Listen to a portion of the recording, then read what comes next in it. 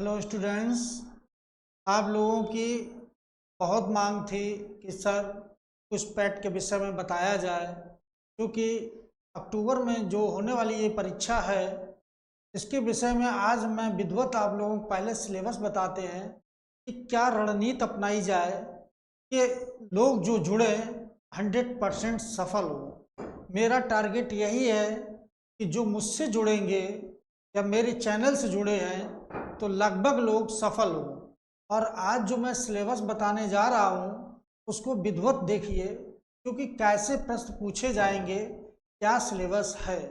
वास्तव में पैट का जो सिलेबस है इसमें बिल्कुल अगर देखा जाए तो जिस तरीके से पीएसएस का समीक्षा अधिकारी का रखा गया सिलेबस सेम उसी तरीके से इसका भी है, लेकिन थोड़ा स्टैंडर्ड लो है की अपेक्षा, क्योंकि इसमें भी वही चीज़ें हैं जैसे हिस्ट्री है, ज्योग्राफी है, पॉलिटी है, इकोनॉमिक्स है, साइंस है, करंट है और यहाँ तक कि मैथ और रीजनिंग और हिंदी भी है। तो इस वजह से आप लोगों को ये पूरा सिलेबस आज हम बताएं कैसे आप लोग क्या रणनीति बनाएं कि आप लोग 100% सफल हों और बहुत अच्छे अंक लाएं। तो हम सिलेबस को अभी आपको बताने जा रहे हैं कि देखो कैसे क्वेश्चन बन रहे हैं और सिलेबस क्या है। जैसे कि सबसे पहले उठा के दे दिया है कि इतिहास। वास्तव में देखा जाए कोई भी परीक्षा हो, चाहे वो वनडे को हो चाहे वो सिविल का हो, हमने देखा कि इतिहास का बहुत बड़ी भूमिका, इतिहास की इतनी भूमिका है कि आज आपको बताने जा रहे हैं, जरा इसको समझो। जैसे यहाँ दिया है कि ये आपका क्रम दिया है, ये विषय दिया है और यहाँ अंक दिया है। तो ये देखना है कि कितनी चीजें पूछी जा रही है और कितने नंबर की। जैसे कि ये दिया है कि भारतीय इतिहास यानी कि इंडियन हिस्ट्री जो दिया है, तो ये कहाँ से पूछा जाएगा? सिंध घाटी सप्ताह। अब जैसे सिंध घाटी सप्ताह हमें अगर पढ़ना है तो इसमें सिंध घाटी सप्ताह में नगरों का उद्भव और विकास ही पढ़ना है। बाद बाकी सामाजिक, आर्थिक, राजनीतिक, धार्मिक से कोई मतलब नहीं है। और अगर इसमें अगर पढ़ गए तब तो फिर दिक्कत में आ जाएंगे। जैसे कि यहाँ पूछा जाएगा कि सिंध घाटी सप्ताह दिया गया है, तो ये सबसे पहले पूछा जाएगा कि सबसे पहले खोज किसकी हुई है। तो एक सूत्र लिखो कि हमका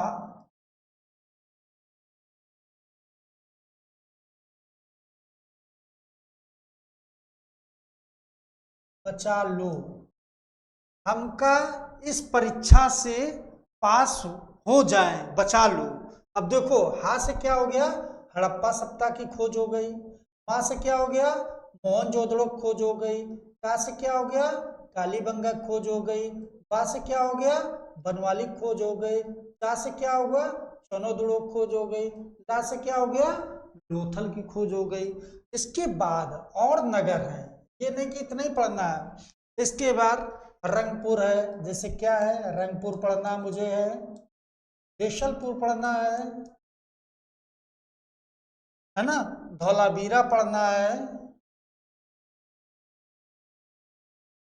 आज चीजें बहुत सी डाट डाट हैं। जब मैं पढ़ाएंगे आप लोगों इसके विषय में तो पूरा विधिवत चलेंगे कि कैसे किसकी खोज हुई, क्या मिला। जैसे कि यही मान लो हड़प्पा की पूछेगा कि सबसे पहले सिंध घाटी सप्ताह की किसकी खोज हुई, तो हड़प्पा की हुई। हड़प्पा की जब खोज हुई कब हुई? तो 1921 में हुई। किसने की? तो दयाराम साहनी ने की। कहाँ पर है? तो पंजाब में है। मोहनजोदड़ो खोज किसने की? आर डी बनर्जी ने की, राखलदास बनर्जी ने की। 1922 में हुई। मोहनजोदड़ो एक ऐसा नगर था जहाँ सबसे पहले मलेरिया के साक्ष्य मिले, पशुपति की मूर्ति मिली और 2 मंजिला इमारतें मिली, एक नृत्य करते हुए नारी की मूर्ति मिली। तो इस तरीके से जब हम बताएंगे तो पूरा विधिवत आप लोगों को समझाएंगे, ठीक है। अगला देखो, फिर इसके बाद वैदिक संस्कृत पूछी जाएगी। अब वैदिक संस्कृत में देखो क्या क्या पूछा जाएगा। जैसे वेद ही पूछ दिया, कितने वेद हैं? तो याद रखो ऋग्वेद है, सामवेद है, यजुर्वेद है, अथर्ववेद है, 4 वेद हैं। चारों वेद को हम चर्चा करेंगे कि कैसे कौन वेद आया, कौन वेद गद पद में लिखा गया, तो यजुर्वेद लिखा गया। सबसे प्राचीन कौन? ऋग्वेद है। सबसे महत्वपूर्ण वेद कौन है? अथर्ववेद है। संगीत से कौन है? तो सामवेद है। इस तरीके से पढ़ो, कुछ भी नहीं है सिलेबस। बौद्ध धर्म, बौद्ध धर्म में गौतम बुद्ध की जीवनी और शिक्षाएं। अब इसमें सिर्फ गौतम बुद्ध को पढ़ना है कि गौतम बुद्ध का जन्म कहाँ हुआ था, लुम्बिनी वन में हुआ था, इनने ज्ञान कहाँ प्राप्त किया था, बौद्ध गया में प्राप्त किया था। फिर ये पूछा जाएगा कि महापरिनिर्वाण कहाँ प्राप्त हुआ था, तो कुशीनगर में प्राप्त हुआ था। महात्मा बुद्ध ने सर्वाधिक उपदेश कहाँ दिए, तो श्रावस्ती में दिए। श्रावस्ती किसकी राजधानी थी, तो कौशल की राजधानी। अब क्या पूछेगा, कितने वर्ष में घर छोड़ा था, 29 वर्ष की अवस्था में घर छोड़ा था। ठीक है, जब पढ़ाएंगे विधिवत पढ़ाएंगे इसको। अगला जैन धर्म का महावीर स्वामी की जीवनी। अब सिर्फ महावीर के स्वामी के साथ साथ और लोगों के देख लेना। जैसे पूछा जाएगा जैन धर्म के संस्थापक कौन थे, तो ऋषभदेव थे। ऋषभदेव यानी कि जैन धर्म के प्रथम तीर्थकार थे। 23वें तीर्थकार कौन थे, तो पारसनाथ थे। 21वें तीर्थकार कौन थे, नेमिनाथ थे। और 19वें तीर्थकार कौन थे, मलिनाथ थे। और 22वें तीर्थकार कौन थे, अरष्टनेमी थे। और 24वें तीर्थकार कौन थे, तो महावीर स्वामी थे। क्या पूछेगा, जब हम सब तैयार करें तो क्या पूछेगा, महावीर स्वामी को कहाँ ज्ञान प्राप्त हुआ, कहाँ इनको निवाड़ प्राप्त हुआ, पावा में हुआ था, है ना, जुम्बिग्राम ब्रजपालिका नदी के तट पर इनको ज्ञान प्राप्त कैसे क्या हुआ, ये सब चीजें बताई जाएंगी। ठीक है, तो ये जैन धर्म हो गया। इसके बाद मौर्य वंश का सम्राट अशोक। जैसे आपको मौर्य वंश पढ़ना है तो वास्तव में मौर्य वंश कैसे पढ़ा जाए, अब इसमें अशोक दिया है, लेकिन सिर्फ अशोक नहीं पढ़ना है, और तुम्हें पढ़ना जैसे यानी मौर्य वंश का संस्थापक कौन था, तो चंद्रगुप्त मौर्य था। चंद्रगुप्त मौर्य किसका शिष्य था, किसने इसको पाला था, तो कौटिल्य ने पाला था। कहाँ शिक्षा दीक्षा हुई, तो तक्षशिला में हुई। तो ये चीज याद रखो। और वास्तव में इसने घनानंद की हत्या करके और बाद में एक नवीन राजवंश की नींव डालता है, वो मौर्य वंश था। तो इस तरीके से आपको चलना है, कुछ है नहीं। अगला शासक कौन आया चंद्रगुप्त मौर्य के बाद, चंद्रगुप्त की मौत कैसे हुई, तो संलेखना पद्धति या बिना अन्न जल ग्रहण करे हुए उसने प्राण त्याग दिए। कहाँ, स्वरबेलगोला पर्वत शिखर पर गया, वहीं पे इसने प्राण त्यागे थे, है ना, जैन मुनि के साथ गया था। तो इसके बाद ये पूछा जाए इसके बाद कौन बना, तो इसका बेटा बिंदुसार बन गया। बिंदुसार का बेटा कौन हुआ, अशोक हुआ। तो इस तरीके से चलना है। ठीक है, अगला आता है गुप्त वंश। तो गुप्त वंश का अब यहाँ तो समुद्रगुप्त दिया, चंद्रगुप्त द्वितीय दिया। क्या सिलेबस में यही पूछा जाएगा, ऐसा नहीं। अगर यही पढ़ के जाएंगे तो कुछ नहीं होगा, लेकिन हमें पीछे से चलना है कि गुप्त वंश की स्थापना किसने की, तो श्रीगुप्त ने की। श्रीगुप्त के बाद कौन आया, घटोत्कच आया। घटोत्कच के बाद कौन आया, चंद्रगुप्त प्रथम आया। चंद्रगुप्त प्रथम के बाद कौन आया, समुद्रगुप्त आया। और समुद्रगुप्त के बाद कौन आया, रामगुप्त आया। और रामगुप्त के बाद कौन आया, चंद्रगुप्त द्वितीय आया। और इसके बाद कौन, स्कंदगुप्त आया। और भानुगुप्त का याद रखना कि उसी समय यानी कि उसका जो सेनापति था गोपराज, युद्ध करते हुए मारा जाता है। उसी की पत्नी बाद में शहीद हो जाती है गोपराज की, यानी कि पति के साथ में, तो सती प्रथा की घटना वहीं चालू होती है। ठीक है, तो इस तरीके से सिलेबस आप देखेंगे, कोई भी क्वेश्चन बाहर नहीं जाएगा जब हम पढ़ाएंगे। अगला क्वेश्चन, अगला देखेंगे।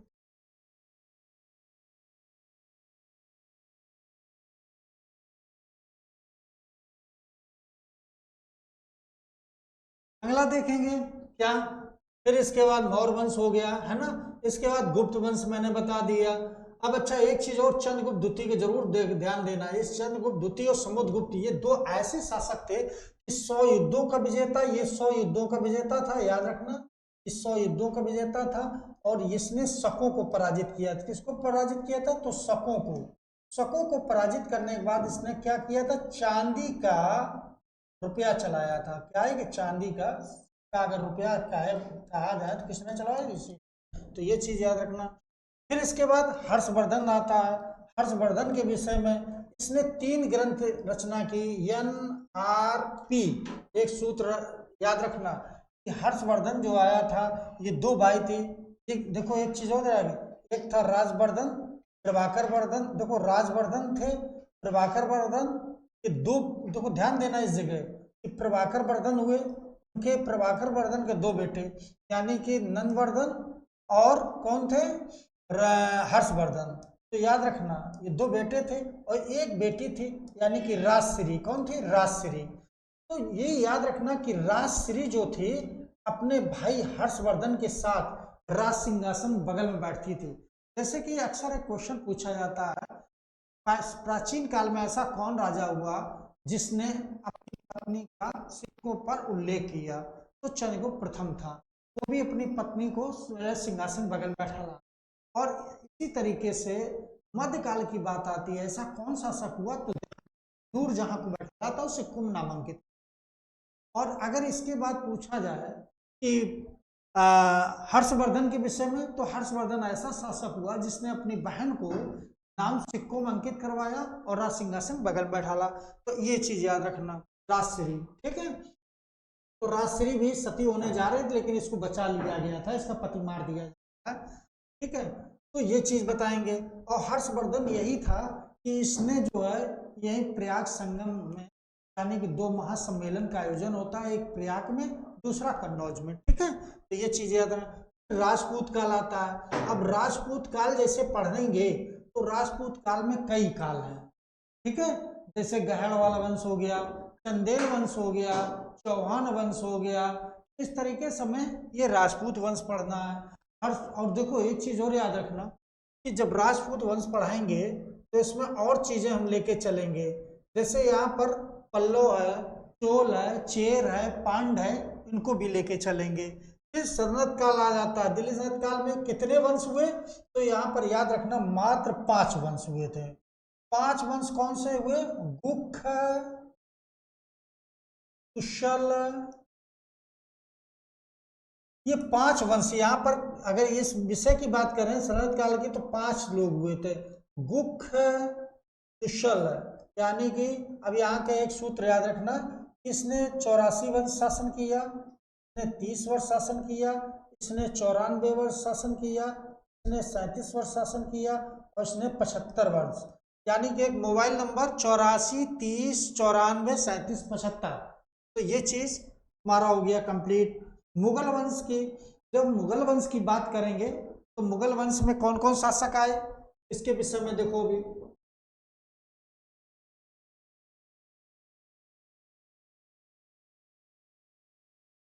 अब मुगल वंश की अब बात करते हैं, तो मुगल वंश की देखो, मुगल वंश में कौन कौन आया। तो बाबर को मैं पढ़ना, सब नहीं पढ़ना, बाबर को पढ़ लेना। बाबर के बाद कौन? बाबर के बाद हुमायूं पढ़ना है, ठीक है। हुमायूं के बाद किसको पढ़ना है? अकबर को पढ़ना है। अकबर के बाद किसको पढ़ना है? जहांगीर को पढ़ना है। जहांगीर के बाद किसको पढ़ना है? औरंगजेब को पढ़ना है। जहांगीर पर जहांगीर पर शाहजहां पढ़ना है। किसको? शाहजहां पढ़ना, शाहजहां। और शाहजहां के बाद औरंगजेब को पढ़ लेना। बस औरंगजेब तक पूछा जाएगा, ठीक है। कम से कम इतना आपको पढ़ना ही है, ठीक है। और इसके बाद मराठा वंश आ जाएगा। अब मराठा वंश में आपको, यानी कि जैसे बस शिवाजी को आपको पहले तो शिवाजी को देख, शिवा है, संबा है, ठीक है, इसको पढ़ना है। साहू है, उसको भी देखना है। फिर इसके बाद पेशवाओं को भी देख लेना कि बालाजी विश्वनाथ हैं, बाजीराव प्रथम हैं, बालाजी बाजीराव हैं। फिर इसके बाद बाजीराव द्वितीय, यहाँ तक देखना, ठीक है। तो ये भी तुम्हारा हो जाएगा मराठा वंश। फिर ब्रिटिश राज का अभ्युदय और प्रथम स्वतंत्रता संग्राम। अब ब्रिटिश राज का, यानी कि अगर यहाँ ब्रिटिश राज की बात करते हैं कि ब्रिटिश राज में सबसे पहले स्थापना ईस्ट इंडिया कंपनी 16 दिसंबर, है ना, कब हुई थी? 1600 में। तो ईस्ट इंडिया कंपनी की नींव पड़ी। जब नींव इसकी पड़ी थी तो वहाँ पर यानी प्लासी के एक युद्ध भी होता, उसके विषय में जान लेना कि 23 जून 1757 में प्लासी का युद्ध हुआ। फिर बक्सर का युद्ध हुआ, यानी कि अंग्रेज पूर्णतः भारत में ने अपनी प्रभुसत्ता स्थापित कर ली थी। तो इस तरीके से इसको भी पढ़ेंगे और इनके गवर्नर जनरल भी पढ़ेंगे कि किस गवर्नर ने क्या क्या रोल अपनाया यहाँ पर, ठीक है। जैसे कि लॉर्ड क्लाइव आया, क्लाइव के बाद कौन आया? हावेल आया, वेनिस्टार्ड आया, वेदेलस्ट आया, क्लिस्टर्स आया, वारिंग हेस्टिंग्स आया। तो इस तरीके से समय लॉर्ड कॉर्नवालिस आया, उसकी क्या भूमिका है, लॉर्ड कैनिंग की क्या भूमिका है, लॉर्ड डलहौजी की क्या भूमिका रही, है ना। तो ये सब, लॉर्ड लिटन की भूमिका क्या रही, लॉर्ड मेयो की भूमिका क्या रही, रिपन की क्या रही, लॉर्ड हार्डिंग की क्या रही। तो इस तरीके से ये सारी चीजें बताई जाएंगी, ठीक है। तो ये भी हो जाएगा ब्रिटिश सामाजिक का आर्थिक प्रभाव भी। अब इसके बाद देखो, ये तो हो गया तुम्हारा ये चीज। अब इसके बाद आ जाओ आधुनिक भारत, है ना, इंडियन नेशनल मूवमेंट में आ जाओ। इंडियन नेशनल मूवमेंट में देखो, यहाँ पर एक चीज ध्यान देना, इससे ज्यादा क्वेश्चन यहाँ 5 नंबर के भी आएगा, यहाँ तो फिक्स है कि इससे भी 5 क्वेश्चन है। भारतीय राष्ट्रीय आंदोलन, अब देखो स्वाधीनता आंदोलन के प्रारंभिक वर्ष की स्वाधीनता आंदोलन कैसे मिली थी, क्या भूमिका रही थी, 1857 की क्रांति उस जगह से गए थे कि बहुत लंबे समय तक राज नहीं किया जा सकता है, और यहाँ तक लॉर्ड कैनिंग ने यह भी कह दिया था कि सब लोग बोरी बिस्तरा बांध कर रखो, हो सकता है एक ऐसी क्रांति होने जा रही है कि हम लोग यहाँ बच के ही ना जा पाए। लेकिन उसमें चूंकि रानी के साथ विश्वासघात हुआ, इस वजह से अंग्रेजों ने यहाँ विजय प्राप्त की और बाद में हम लोग 1947 तक उसके गुलाम बने रहे। अगर सिंधिया उस समय साथ दे देते तो हो सकता हम लोग 1857 में ही आजाद होते, है ना। तो ये चीज याद रखना। स्वदेशी और सवर्ण अवज्ञा आंदोलन, महात्मा गांधी तथा अन्य नेताओं। देखो स्वदेशी यानी कि 1905 में स्वदेशी आंदोलन, यानी कि स्वदेशी अपनाओ और विदेशी भगाओ, ये नारा दिया गया 1905 में। देखो एक चीज याद रखना कि अंग्रेज लोगों ने चूंकि शासन कर लिया था, अब वो क्या है कि यहाँ से कच्चा माल ले जाकर और अपने यहाँ तैयार करवा के भारत में आता था माल उनका। हम लोग वही जो हम लोग की 5 रुपए की चीज वो 50 रुपया में खरीद रहे थे, तो यही चीजें हुई। तो स्वदेशी, यहाँ पर स्वदेशी की बात की गई। फिर सविनय अवज्ञा आंदोलन, यानी कि महात्मा गांधी की बहुत भूमिका रही। अब महात्मा गांधी के आंदोलन को याद रखो कि गांधी जी 1893 में कहाँ गए थे, दक्षिण अफ्रीका गए। 1901 में एक बार भाग लेने आते कांग्रेस अधिवेशन में, और 1915 में हमेशा के लिए आ जाते हैं। फिर गांधी ने पहला आंदोलन चंपारण किया, दूसरा आंदोलन अहमदाबाद किया, और तीसरा इनका खेड़ा आंदोलन। तो ये गांधी के आंदोलन थे। फिर असहयोग आंदोलन हुआ, ये भी गांधी का बहुत महत्वपूर्ण आंदोलन हुआ, है ना। तो कहा जाता गांधी ने कई आंदोलन में भाग लिया, बढ़ चढ़ के भाग लिया। भारत छोड़ो आंदोलन, गांधी जी ने उसमें एक नारा दिया था कि डू एंड डाई, करो मरो। यानी गांधी जी उस समय इतना मतलब प्रभावित हुए कि आज मेरे पास संसाधन है, अब क्यों ना हम इन अंग्रेजों को यहाँ से भगाएं। तब उन्होंने एक नारा दिया डू एंड डाई। उसी से प्रभावित होकर सुभाष चंद्र बोस ने उन्हें राष्ट्रपिता कह के संबोधित किया था कि हे राष्ट्रपिता, आपको सादर प्रणाम, और मुझे आपको पहचानने में वास्तव में सभी लोगों को बहुत देर हुई, क्योंकि आपने आज जो नारा दिया इससे ये लगता है कि वास्तव में कि आप में वो सारे संसाधन थे जो आज आप बोल रहे। तो गांधी जी ने कहा था कि हमेशा समय पे वार करना चाहिए, जिस तरीके से चाणक्य किया था कि चाणक्य के पास जब शक्तियां हुई उस लायक का मुकाबला किया जा सकता है, तब चाणक्य ने पहले चंद्रगुप्त मौर्य को पाला पोसा और बाद में घनानंद के ऊपर अटैक किया था, तो उससे भी प्रभावित थे। ठीक है, अब अगला क्रांतिकारी आंदोलन और उग्र राष्ट्रवाद का उदय। अब क्रांतिकारी, यहाँ पर क्रांतिकारी आंदोलन होने लगे। लाल बाल पाल हैं, ये सब भगत सिंह चंद्रशेखर, इन लोगों ने बढ़ चढ़ के भाग लिया। और कहा जाता है ये क्रांतिकारी, यानी कि अगर अपने देश को स्वतंत्रता प्राप्त कराने के लिए लोगों ने भूगोल फूंक दिया था, यानी कि देश को आज़ाद करने के लिए कई लड़ाई लड़नी पड़ी थी। और ऐसे क्रांतिकारी जिन्होंने अपने प्राण भी निछावर कर दिए, जिस तरीके से भगत सिंह चंद्रशेखर, राजगुरु, सुखदेव, इन लोगों को फांसी भी दी जाती है ना। भगत सिंह, राजगुरु, सुखदेव को फांसी दी गई, और यहाँ चंद्रशेखर युद्ध में शहीद हो गए, यानी कि लड़ते हुए, और यही चंद्रशेखर पार के पास। ये चीज भी याद रखना कि वास्तव में हमारे क्रांतिकारियों को बहुत बड़ा योगदान है। और कहा जाता है कि खुदीराम बोस, जिन्होंने कहा था कि अंग्रेज एक दिन यहाँ से भारत से निश्चित जाएंगे, उन्हें ये कहा भी था, और गांधी को तो मानना था कि देश जरूर मेरा स्वतंत्र होगा, और स्वतंत्रता प्राप्त भी हुई। और वास्तव में आज देखा जाए तो इन क्रांतिकारियों ने जो बढ़ चढ़ के भाग लिया, ऐसे महान पुरुषों को आज हम लोग सब लोग याद करते हैं, वास्तव में इनकी बड़ी भूमिका रही है। अगला कि विधायी संशोधन तथा ब्रिटिश इंडिया एक्ट 1935, यानी कि अब मुझे एक्ट पढ़ना है। जैसे 1899 में एक्ट क्या हुआ, 1905 में क्या, 1909 में क्या हुआ, 1919 एक्ट में क्या हुआ, 1935 एक्ट में, जैसे 1935 एक्ट में क्या क्या हुआ, सुप्रीम कोर्ट की एक स्थापना भी होती है ना। तो 1935 वाला मुझे एक्ट भी बताना है। जितने एक्ट हैं ये सारे एक्ट बताएंगे, ठीक है। कि अब जैसे कि शिक्षा पर 1 लाख दिया जाना अनिवार्य कर दिया गया, है ना।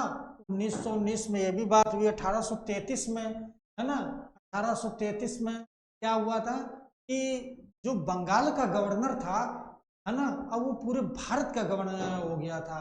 जिस तरीके से गवर्नर था वायसराय रूप दिया गया तो 1858 में दिया गया था। ठीक है, तो ये चीज याद रखना। भारत छोड़ो आंदोलन, भारत छोड़ो आंदोलन, इसको भी बहुत अच्छे से पढ़ना है। फिर आज़ाद हिंद फौज, आज़ाद हिंद फौज की स्थापना किसने की? सुभाष चंद्र बोस ने की थी। सुभाष चंद्र बोस की क्या क्या भूमिका रही है इसके विषय में पूरा बताया है। सिंगापुर से और जर्मनी से ये नेतृत्व करते रहे, जब भारत से ये गए हैं तब भी इन्होंने नेतृत्व बराबर किया है भारत की स्वतंत्रता के लिए। ठीक है, तो ये इस तरीके से हम पढ़ेंगे। ठीक, तो ये तो इतिहास हो गया। अब इसके बाद देखिए अगला क्या है, अगला तुम्हारा ज्योग्राफी है। अगला क्या तुम्हारा? ज्योग्राफी यानी भूगोल है। अब भूगोल में तुम्हें क्या क्या पढ़ना है यह भी देखना है कि भूगोल में क्या पढ़ा जाए। अब भूगोल में देखो यहां दिया है कि भारत और विश्व का भौतिक भूगोल, यानी कि भारत विश्व दोनों का पढ़ना है। तो यहाँ पर दिया है कि नदियों और नदियों की घाटी, यानी कि नदी दिया जाएगा। जैसे नदी पढ़ो तो विश्व की पढ़ो, भारत की पढ़ो। जैसे विश्व की सबसे बड़ी नदी कौन है? तो नील नदी हो गई। बहाव की दृष्टि से पूछी है तो अमेजन हो गई ना, इस तरीके से। और भारत की पूछी जाए तो गंगा हो गई, गंगा ब्रह्मपुत्र हो गई, है ना, नर्मदा हो गई, ताप्ती होगी, महानदी हो गई। तो जैसे अब ये नदियों को देखें, जैसे नर्मदा और ताप्ती जो दो नदियां हैं ये उल्टी दिशा में बहती हैं, तो ये भी याद रखो। ठीक है, तो नदियों के विषय में बताएंगे आप लोगों को, पूरा जब पढ़ाएंगे तो पूरा विस्तृत बताएंगे। वो जल संसाधन के विषय में बताया कि कहाँ कितना है ना। पर्वत पहाड़ बताए, सबसे ऊंची पहाड़ी कौन है, हिमनाद कौन सा है, इसके सबसे ऊंची चोटी कौन, माउंट एवरेस्ट है, कंचनजंगा है। तो इस विषय में ये भी सब बताया जाएगा। मरुस्थल भी बताया जाए, कहाँ का थार मरुस्थल है ना। तो ये सब सारा मरुस्थल है, ये सब बताया जाएगा कैसे पढ़ा जाए। वन है, वन का वास्तव में हमारे यहाँ 33% होना चाहिए, लेकिन अभी भी 22% तक पहुंचे हम लोग, तो 33% वन नहीं है। यह भी अभी एक समस्या बनी हुई है। खनिज संसाधन है। अब खनिज संसाधन, भारत के खनिज संसाधन मैंने बताया अपनी क्लास में, एक बार पूरी क्लास ले चुके हैं इसकी खनिज संसाधन की, लेकिन हम फिर बताएंगे जब ये टेस्ट सीरीज चालू करेंगे। खनिज संसाधन में जैसे पूछा जाएगा भारत में सबसे ज्यादा कोयला उत्पादन करने वाला कौन सा है? तो छत्तीसगढ़ है, छत्तीसगढ़ के बाद झारखंड है, झारखंड के बाद उड़ीसा है, उड़ीसा के बाद पश्चिम बंगाल है। विश्व में पूछा जाए सबसे ज्यादा कोयला उत्पादन कौन करता है? तो चीन है, चीन के बाद अमेरिका, अमेरिका के बाद भारत है। तो इस तरीके से उसको भी पढ़ो। चांदी पेरू हो गया, है ना, जैसे कि बक्साइड ऑस्ट्रेलिया हो गया। तो विश्व का भी पढ़ना हो, यहाँ का भी, यहाँ बक्साइड पूछा जाए सबसे ज्यादा उत्पादन कौन है, तो यहाँ का अपना उड़ीसा लगाना।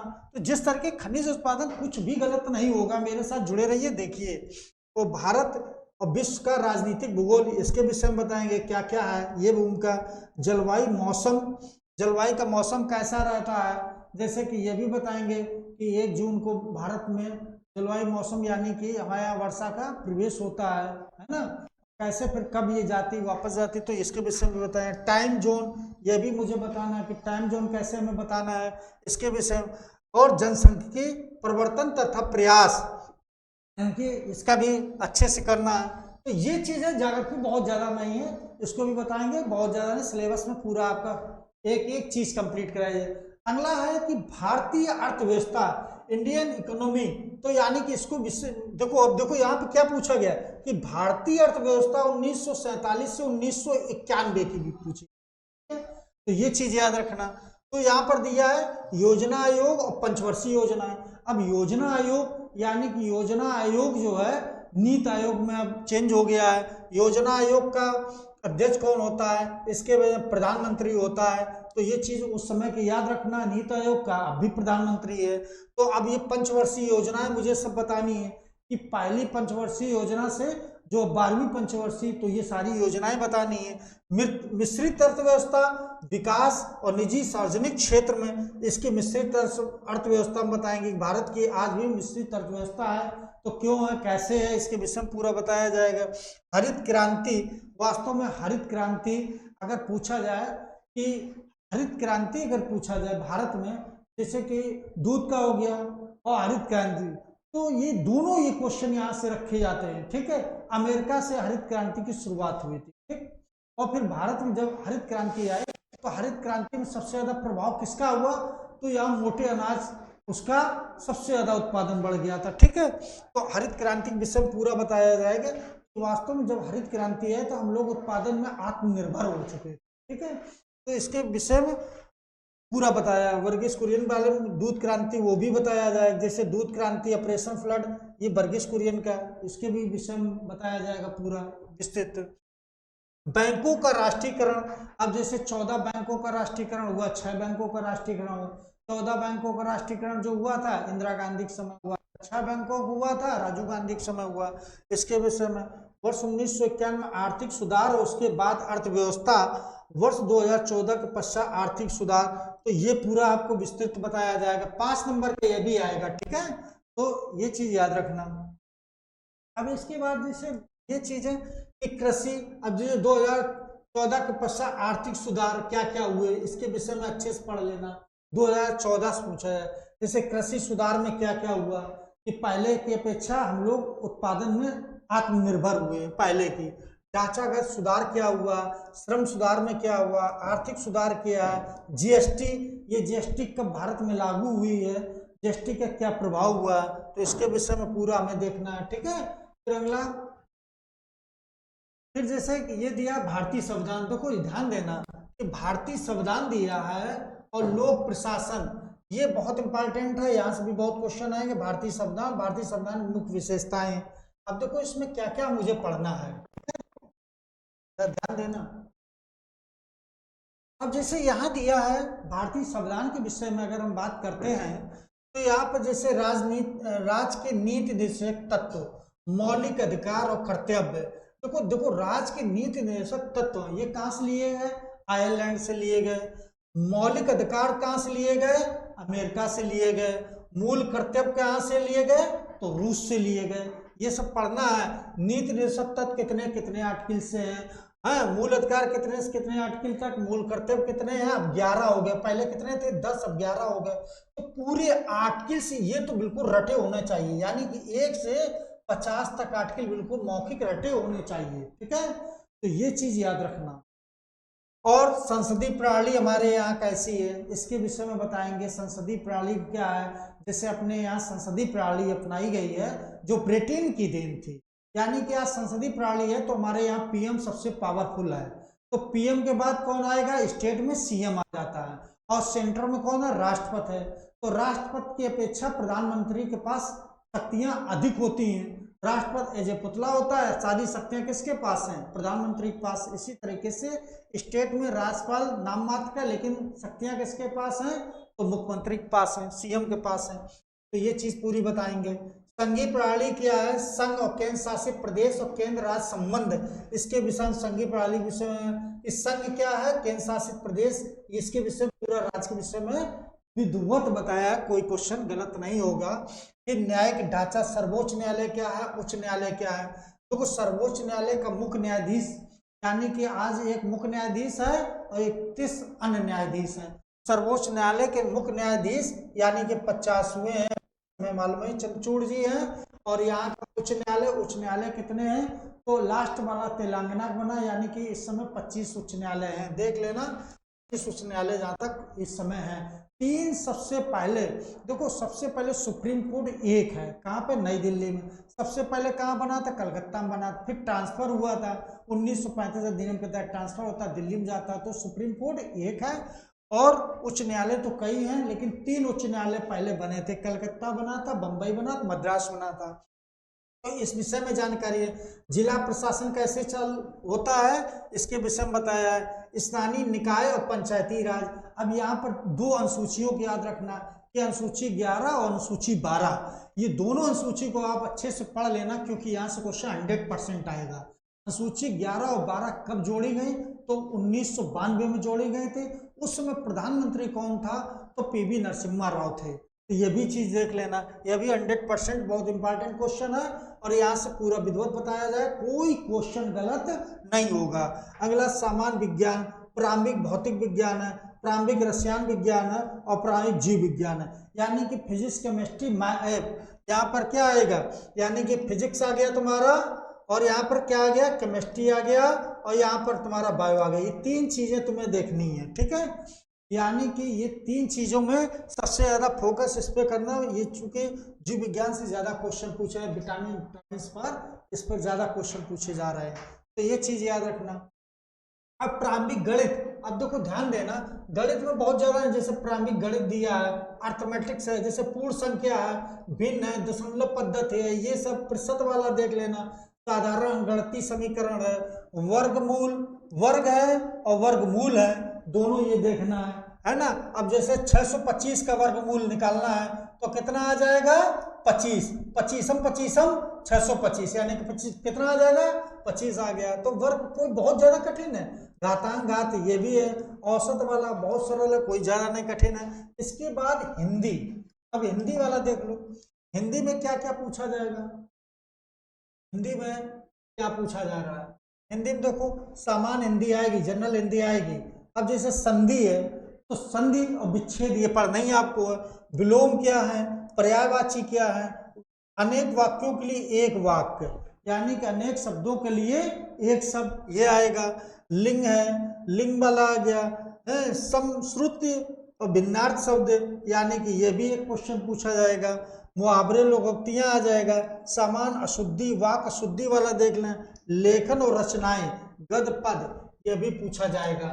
ठीक है, तो ये हिंदी का तुम्हारा हो गया। तो अब इसके बाद तुम्हारा अंग्रेजी में, अब अंग्रेजी में क्या आएगा, देखो जनरल इंग्लिश भी पूछा जाएगा, जैसे अंग्रेजी है, व्याकरण आ जाएगा। व्याकरण में जैसे ट्रांसलेशन है, इसको अच्छे से देख लेना, है ना, जैसे कि ट्रांसलेशन उनको भी अपने अच्छे से पढ़ना। जैसे ट्रांसलेशन वाला जब समय आएगा तो उसको भी बता देंगे कि बहुत कठिन नहीं है, कि कितने टेंस होते हैं, 12 टेंस होते हैं, सबके 4-4 भाग होते हैं। ठीक है, तो उसके भी बताएंगे कि प्रेजेंट डिफिनिट टेंस है, प्रेजेंट कंटिन्यूअस टेंस है, प्रेजेंट परफेक्ट टेंस है, प्रेजेंट परफेक्ट कंटिन्यूअस टेंस है, इसी तरीके से पास्ट टेंस है, पास्ट कंटिन्यूअस टेंस है, पास्ट परफेक्ट है, पास्ट परफेक्ट कंटिन्यूअस टेंस है, फ्यूचर इंडेफिनिट टेंस है, फ्यूचर कंटिन्यूअस टेंस है, फ्यूचर परफेक्ट टेंस है, फ्यूचर परफेक्ट कंटिन्यूअस टेंस है। क्या है, कुछ ना, इंग्लिश, इंग्लिश को भी ये देख लेना। ठीक है, फिर पठित गद्यांश पर आधारित प्रश्न, इसको भी देख लेना कि कोई एक पैरा दिया जाएगा, उससे आंसर आपको छाट को लिखना है। ठीक है, तो ये चीज हो गई। अब तर्क शक्ति वाला दिया, व्रत और लघु दिया, क्रम रैंकिंग दिया है, संबंध दिया है, घड़ी कैलेंडर दिया है, सामूहिक भिन्न के अलग अलग करना, कारण प्रभाव दिया, कोडिंग डिकोडिंग, ये बहुत इंपॉर्टेंट है, और ये वाला हो गया। तो ये चीज हो गई आपकी। ठीक है, तो ये चीज याद रखना। फिर इसके बाद कुछ समसामयिक, यानी कि करंट, करंट अफेयर्स बताएंगे हम, करंट कैसे पढ़ा जाए, कि वास्तव में करंट बहुत जरूरी है। जैसे भारत के पड़ोसी देश, देश की राजधानी मुद्रा हो गई। जैसे भारत के पड़ोसी देश, भारत के पड़ोसी देश कौन कौन से हैं, जैसे पाकिस्तान हो गया, बांग्लादेश हो गया, नेपाल हो गया, भूटान हो गया, है ना, म्यांमार हो गया। तो ये चीजें पड़ोसी देश के विषय में जानना। फिर इसके देश और देश की राजधानी, यानी कि देश भी जानना और राजधानी। तो पड़ोसी देश की तो आप ये जान लो कि पड़ोसी देश को तो जानना ही।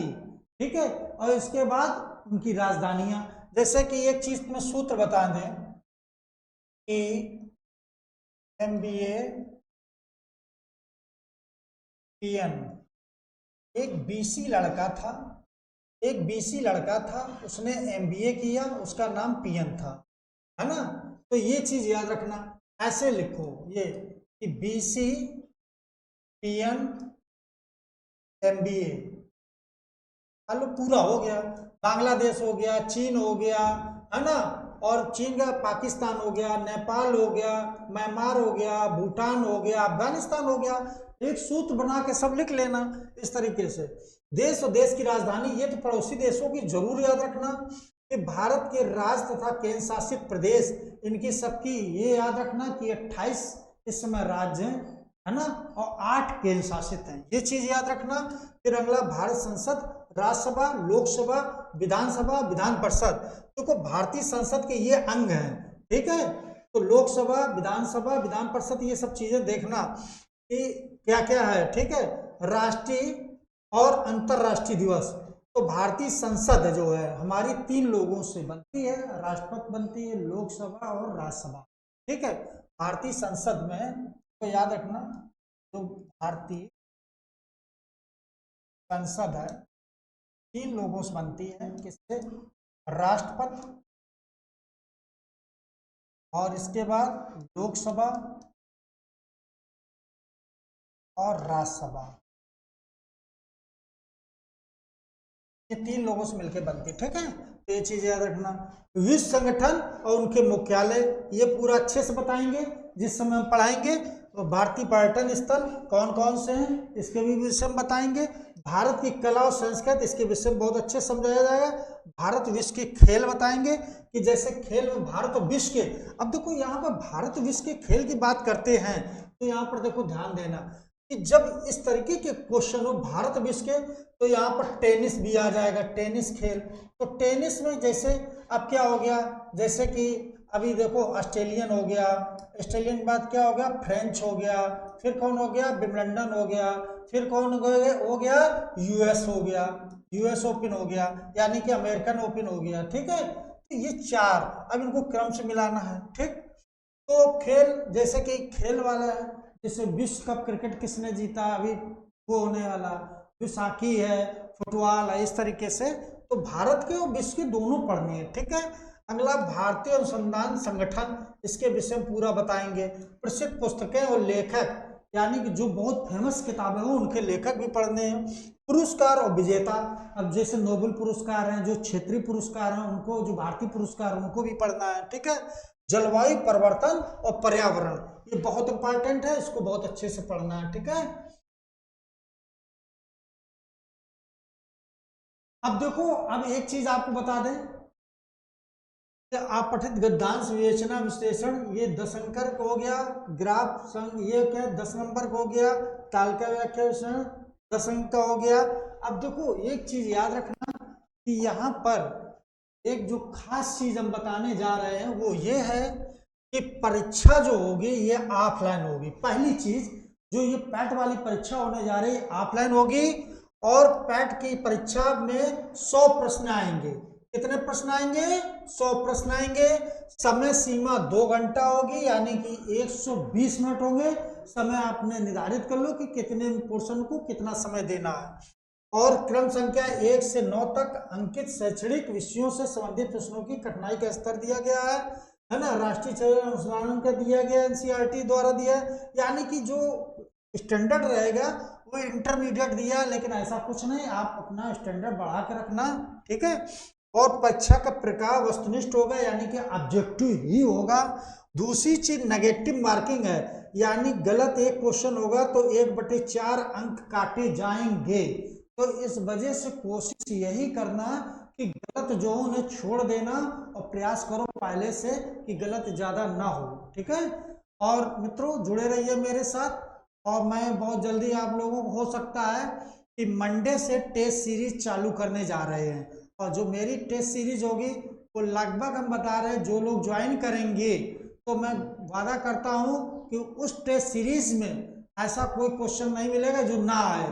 प्रयास मेरा यही रहेगा, क्योंकि हमने लोगों ने अपनी टीम लगा रखी है, और प्रयास यही है कि अच्छे टीचर उसमें लग रात करके आप लोगों को ऐसा कुछ मटेरियल दें जिससे कि आप पैट वाला जो एग्जाम है 100% क्वालिफाई करें। तो मेरे साथ जुड़े रहिए, और हम आपको बहुत जल्दी, यानी कि मंडे से टेस्ट सीरीज स्टार्ट करने जा रहे हैं।